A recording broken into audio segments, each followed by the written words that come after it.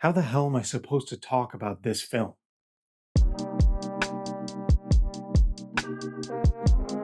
Every once in a while, real life and film mix. The docudrama The Voice of Hind Rajab made a splash at Venice, and it had a pretty fast turnaround, because the incident on which this is based happened almost 2 years ago. In movie terms, that's like yesterday. This film was noteworthy for using actual recordings of Hind Rajab for its recreations. And that's where it starts to blur the line between reality and fiction. Is it too soon for this film? Is it ethical to use a real person for a fictionalized account of a real thing that happened? Of course, that's not even getting to the matter at hand. This is a film. So is the film good? And does that even matter? The Voice of Hind Rajab recreates events from January 29th, 2024, where volunteers at the Palestinian Red Crescent received an emergency call from 6-year-old Hind Rajab, who was pinned down in her family's car by IDF gunfire. Now it's up to two of the volunteers to keep Hind on the line as the Red Crescent scrambles to get the green light for an ambulance to come and rescue her. But amid their emotions, their frustrations, and red tape from the bureaucracies, including the Israeli army, as the clock ticks, Hind's chances of survival grow slimmer and slimmer. Can they save her in time?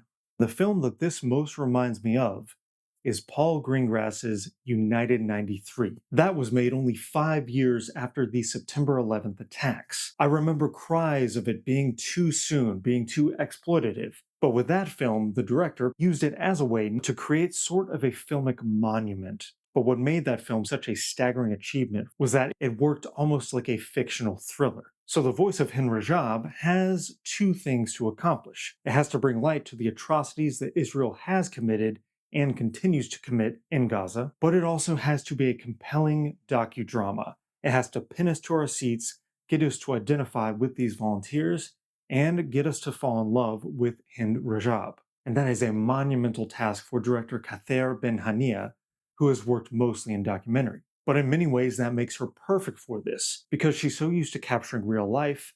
She has the eye and the sense to capture it on set, even with actors. And the authentic performances here do help you to forget that this is a recreation. She wants us to have one foot in the movie and one in reality, most likely because this is recent history, but also because this is future history. Things aren't changing in Gaza.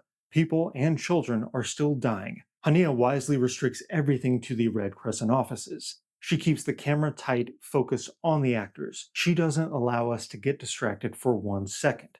And yes, that makes this a difficult film. Knowing that Hind was real, that this is the recordings of her final hours, it makes it heartbreaking. Now, a cynical view of this film would say, well, this is just for the director's own edification, or it's just a virtue signal, or it's just to get plaudits from festivals or award shows. And maybe if the filmmaking wasn't so strong, I might think that. But at the end, the film does drop the veil of recreation, and not only shows us real-life footage of the aftermath, but it shows Hind Rajab's mother. And in that way, it's using film to make a powerful statement. So is the movie good? Yes, it's very good. For what it's trying to do, it's very well done. But that also puts it in a box, and that box is of the important film. Now, this is a box that a lot of documentaries fall into, so even though this is mostly a movie recreation of real life, its goal is still that of a documentary: bring awareness and create change. And I know for myself, documentaries that are usually about the present aren't usually ones that I go back to. They're often a one and done experience. I don't expect I will go back to The Voice of Hind Rajab anytime soon. It's very well done, it's a tough watch, but I receive the message loud and clear. A film like this is usually for people who haven't gotten the message yet, who still think that what's happening in Gaza isn't a genocide. For those people, they definitely need to see it to re-examine their humanity and how they understand this situation. Because like I said in my review of No Other Land, the Oscar-winning documentary from last year, this isn't politics.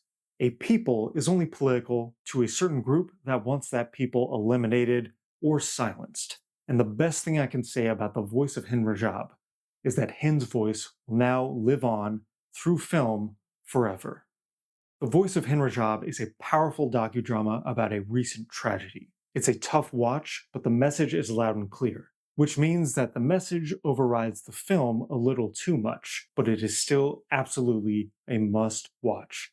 I give The Voice of HIND RAJAB a respectable 3.5 stars out of 5. If you like this review, please like and subscribe or follow me on Letterboxd at RamirezS316. I wore red today for Palestinian Red Crescent. And please remember, this is not a war. Call it what it is. It is a genocide. Free Palestine.